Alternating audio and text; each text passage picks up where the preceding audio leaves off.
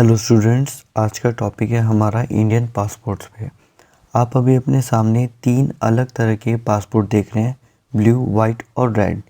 तीनों जो पासपोर्ट है वो इंडियन पासपोर्ट ही हैं, पर तीनों के रूल एंड ड्यूटीज़ दोनों अलग अलग हैं। अब हम एक के बाद एक समझेंगे कि इनके रूल एंड ड्यूटीज़ क्या क्या होते हैं, पर सबसे पहले हम समझेंगे कि पासपोर्ट हमें चाहिए क्यों।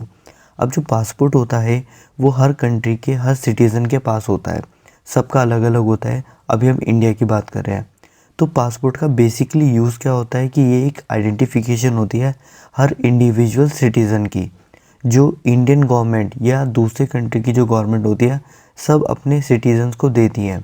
जैसे पासपोर्ट जो होता है बेसिकली अब्रॉड ट्रैवल करने के लिए यूज़ किया जाता है। जब भी हमें किसी और कंट्री में जाना होता है तो किसी और कंट्री को एक पक्का प्रूफ चाहिए होता है कि जो पर्टिकुलर सिटीज़न हमारी कंट्री में ट्रैवल कर रहा है वो किसी एक कंट्री से बिलोंग करता है।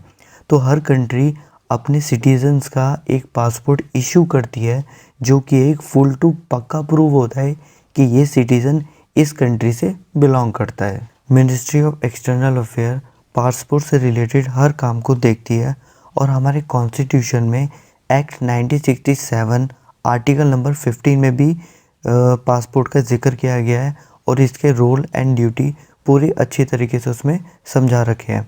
अब हम ग्लोबल रैंकिंग मतलब ओवरऑल हर कंट्री का एक इंडेक्स होता है, एक इंडेक्स रैंकिंग होता है।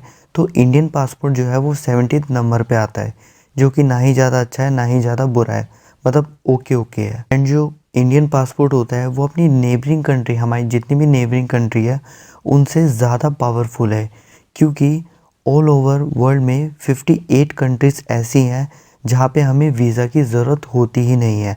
अगर आपके पास एक इंडियन पासपोर्ट है, आप एक इंडियन पासपोर्ट होल्डर हैं, तो आपको 58 कंट्री में वीज़ा चाहिए ही नहीं होता है।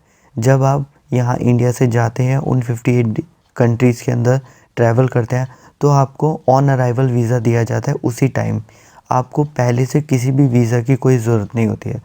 पर ओवरऑल इंडिया की पॉपुलेशन के अकॉर्डिंग सिर्फ 5.5% लोगों के पास ही पासपोर्ट होता है, बाकी लोगों के पास पासपोर्ट होता ही नहीं है, जो कि काफ़ी कम है।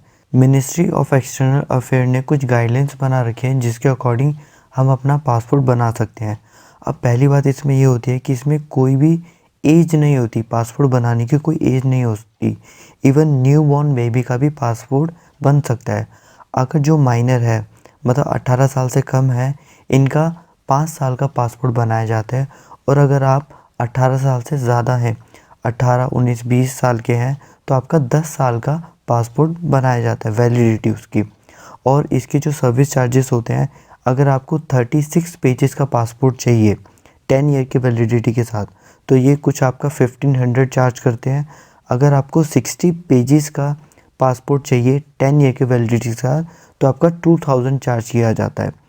सबसे पहला पॉइंट और जो सबसे अच्छा पॉइंट है इसका वो ये है कि इसमें कोई भी मिनिमम एज रिक्वायरमेंट नहीं होती है। स्टार्टिंग में हमने अपने 3 अलग तरीके के पासपोर्ट देखे थे और मैंने आपको पहले ही बताया था कि सबके रूल एंड ड्यूटीज़ अलग होते हैं, तो वन बाय वन उनको थोड़ा समझने की कोशिश करते हैं। तो सबसे पहला आता है हमारा ब्लू कलर का पासपोर्ट, थोड़ा डार्क ब्लू होता है। ये हमारा ऑर्डिनरी सिटीज़न पासपोर्ट होता है, जो कि सिर्फ ट्रैवल करने के लिए यूज़ किया जाता है। अगर आप अब्रॉड ट्रैवल कर रहे हैं वेकेशंस के लिए, स्टडी के लिए या फिर किसी बिजनेस ट्रिप के लिए, तो आपको ऑर्डिनरी ब्लू कलर का पासपोर्ट चाहिए होता है। सेकंड आता है हमारा वाइट पासपोर्ट, जो कि हल्का सा ग्रेइश होता है। ये थोड़ा स्पेशल पासपोर्ट होता है जो कि इंडियन गवर्नमेंट के द्वारा इशू किया जाता है सिर्फ कुछ लोगों को जो इंडिया को रिप्रेजेंट करते हैं।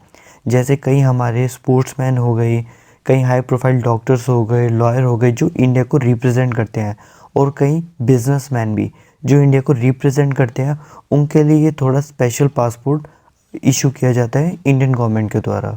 एंड लास्ट हमारा पासपोर्ट होता है डिप्लोमेटिक पासपोर्ट, जो थोड़ा रेडिश और मरून कलर में होता है। अब ये सबसे ज़्यादा पावरफुल हमारा पासपोर्ट होता है। ये Indian diplomats, member of parliament, member of union council of ministry या फिर हाई रैंकिंग गवर्नमेंट ऑफिसर को इशू किया जाता है, जो इंडिया को रिप्रेजेंट करते हैं या तो इंडिया से रिलेटेड जितने बड़े हाई प्रोफाइल टॉपिक्स होते हैं उनसे रिलेटेड अब्रॉड जाते हैं। ये काफ़ी ज़्यादा मतलब बहुत ही ज़्यादा पावरफुल पासपोर्ट होता है जो कि बहुत ही कम लोगों के पास होता है। आज के लिए इतना ही। होप आपको ये वीडियो बहुत पसंद आई हो। अगर आपको ये वीडियो पसंद आई हो तो प्लीज़ कमेंट सेक्शन में कमेंट करके मुझे ज़रूर बताएं। Thank you.